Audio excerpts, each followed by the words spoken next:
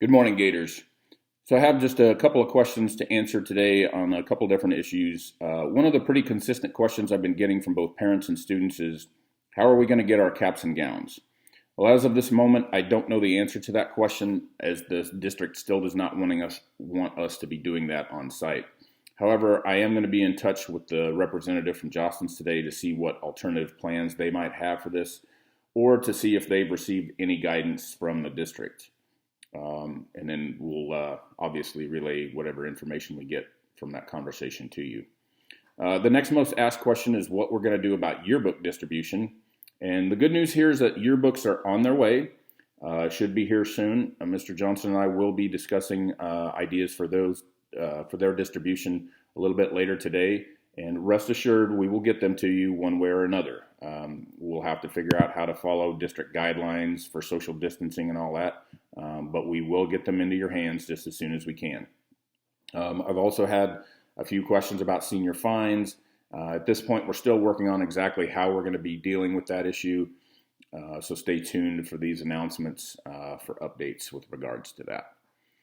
That's about it for the news items today. I did want to mention some happy student-related stuff today, though, before I get to today's message. As you know, our speech and debate program is one of the very best in the nation and true to form. We had some nice successes over the past weekend.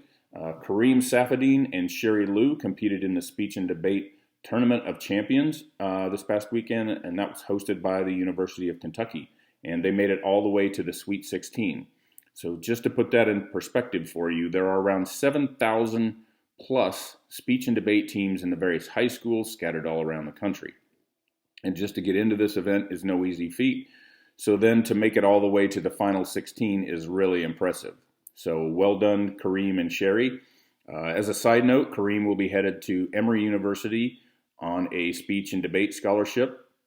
And Sherry will be attending a small college of some distinction called Harvard, majoring in molecular biology.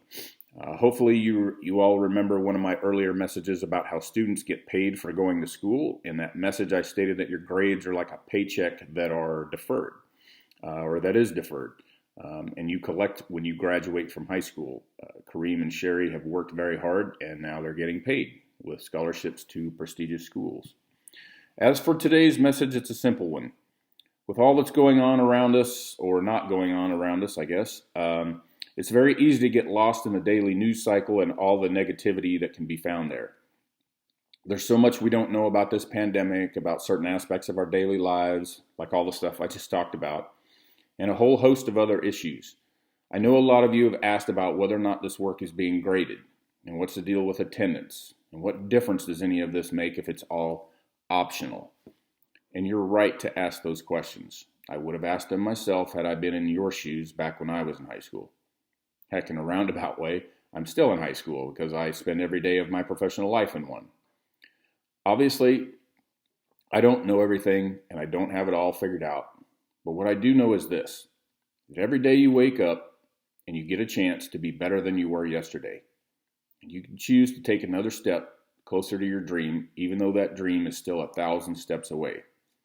You can choose to make another investment in yourself that will pay you dividends at some point down the road, just like Kareem and Sherry did.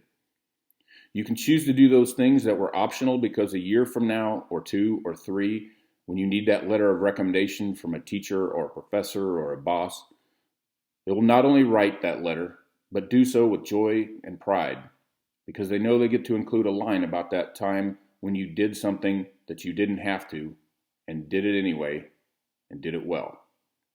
And you can choose to do something today that you don't have to do because it's the right thing to do. Today you have a choice, just as you do every day, to act as if what you do makes a difference. It does. If not to someone else, then to you. And every great dream you've had about your future starts right there, with you. We don't control all that happens to us. We all know that.